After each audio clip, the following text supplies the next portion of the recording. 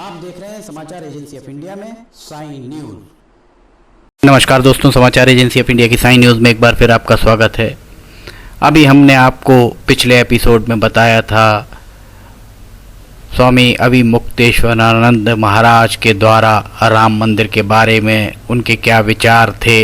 अब आज हम उनसे जानते हैं कि वे राम मंदिर निर्माण कैसा हो, किस तरह से व्यवस्थाएं हों, किस तरह से उन्हें इन सारे जो भी राम मंदिर को लेकर चर्चाएं चल रही हैं, आरोप प्रत्यारोप लग रहे हैं, तो इस संबंध में धर्माचार्यों का क्या मत है, इस बारे में स्वामी अविमुक्तेश्वरानंद महाराज से हम चर्चा करते हैं। हम आपको बताते हैं, हम स्वामी अविमुक्तेश्वरानंद महाराज से इस बारे में बात करते हैं। आपके हिसाब से क्या किस तरीके की व्यवस्थाएं होनी थी, किस तरह से भगवान श्री राम का मंदिर वहां बनना था?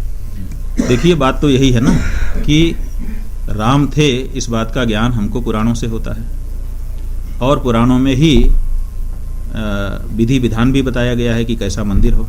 स्मृतियों में, धर्मशास्त्रों में ही पूजा की पद्धति बताई गई है, प्रतिष्ठा की पद्धति बताई गई है। तो इसके जानकार धर्माचार्य होते हैं।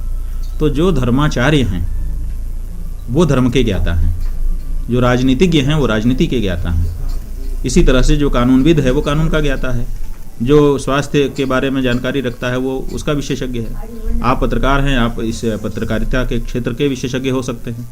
तो आपकी विशेषज्ञता जहाँ है वहाँ आपको प्रमुखता देना, जहाँ हमारी विशेषज्ञता है वहाँ हमको प्रमुखता देना, यही उचित बात होती है। लेकिन जब राम जन्मभूमि में राम मंदिर बनाने का प्रश्न आया तो केंद्र की सरकार ने धर्माचार्यों पर भरोसा नहीं किया। कहते हैं कि हम हिंदू सरकार हैं, हिंदू वोट हमको मिलते हैं, हम हिंदू हितों की बात करते हैं। आप हिंदू हितों की बात करते हैं तो आपने हिंदू धर्माचार्यों को परे क्यों ढकेला? हिंदू धर्माचार्यों पे आखिर किस कारण से आपको विश्वास नहीं है, ये एक बड़ा प्रश्न है। अगर हिंदू धर्माचार्यों पर ही आपको विश्वास नहीं है तो फिर आप कैसे हिंदू हित की रक्षा करेंगे? आपने ट्रस्ट बनाया, चारों शंकराचार्यों, पांचों वैष्णवाचार्यों, 13 अखाड़ों के प्रमुखों का एक ट्रस्ट पहले से बना हुआ था, रामालय ट्रस्ट।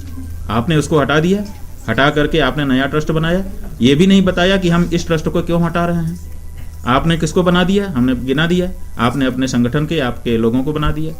यही नहीं, अब आप चंदा कर रहे हैं। इस समय चंदा करने के लिए पूरे देश में आपके कार्यकर्ता जा रहे हैं।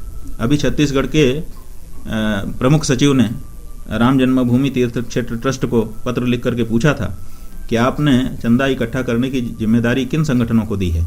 तो वहाँ से लिख करके आ गया है वो पत्र कि हमने राष्ट्रीय स्वयंसेवक संघ और विश्व हिंदू परिषद को ये जिम्मेदारी दी है। अब सवाल ये है कि सरकार या कोई ऐसा बड़ा संस्थान जैसे राम जन्मभूमि ट्रस्ट जैसी, जब ऐसे लोग कोई कार्य करते हैं तो निष्पक्षता, पारदर्शिता और विशेष करके आर्थिक मामलों में होनी चाहिए।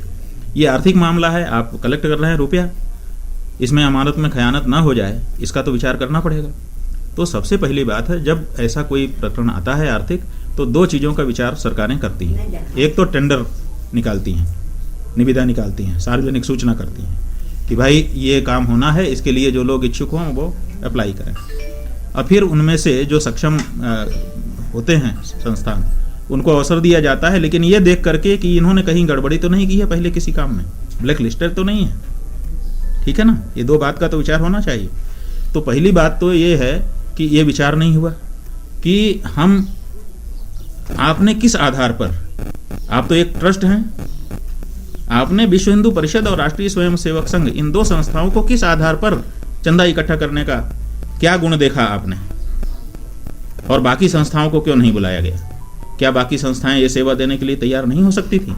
क्या पारदर्शिता की रक्षा के लिए राम जन्मभूमि तीर्थ क्षेत्र ट्रस्ट को ये नहीं कहना चाहिए था कि हम पूरे देश से चंदा इकट्ठा करना चाहते हैं, उसके लिए कार्यकर्ताओं की आवश्यकता है, जो संस्थाएं अपने कार्यकर्ताओं के साथ ये कार्य में सहयोग देना चाहती हों निःशुल्क, उनको हम आमंत्रित कर रहे हैं।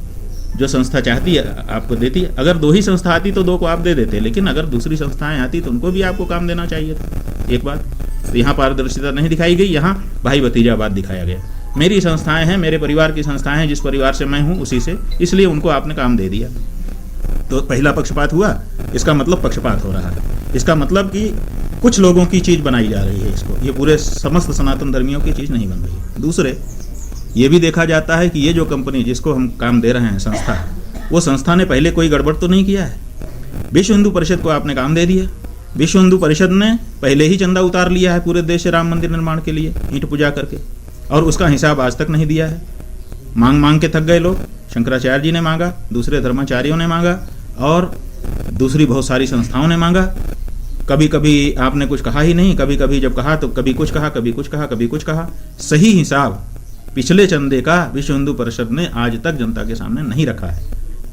जिस संस्था ने पहले इसी काम के लिए चंदा उठा लिया था और उसका सही हिसाब नहीं दिया, उस संस्था को आप फिर से चंदा उठाने का आपने जिम्मा दे दिया।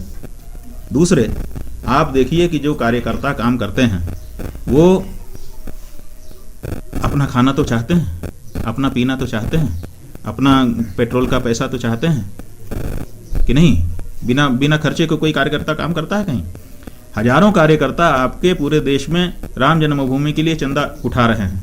आज तक आपने नहीं बताया कि उन कार्यकर्ताओं के पीछे कितना रुपया आप खर्च कर रहे हैं। अपने कार्यकर्ताओं को मोबिलाइज करने के लिए कितना रुपया चंदे में से आप निकाल के दे रहे हैं, ये आपने नहीं बताया।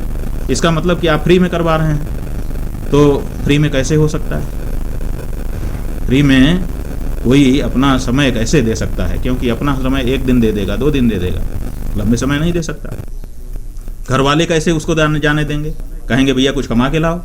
तो कोई भी कार्यकर्ता, यहाँ तक कि नरेंद्र मोदी जी की जब सभाएं होती हैं, आप लोगों के चैनलों के माध्यम से ही हमने देखा है कि कुर्सियां लगी हुई हैं हजारों, और उस पर झोले रखे हुए हैं जिसके अंदर साड़ी है, जिसके अंदर खाने का पैकेट है, जिसके अंदर 500-500 रुपया है, और वो पैकेट आप कुर्सी पे जाइए, झोला उठा लीजिए, बैठ जाइए, वो झोला आपका हो गया।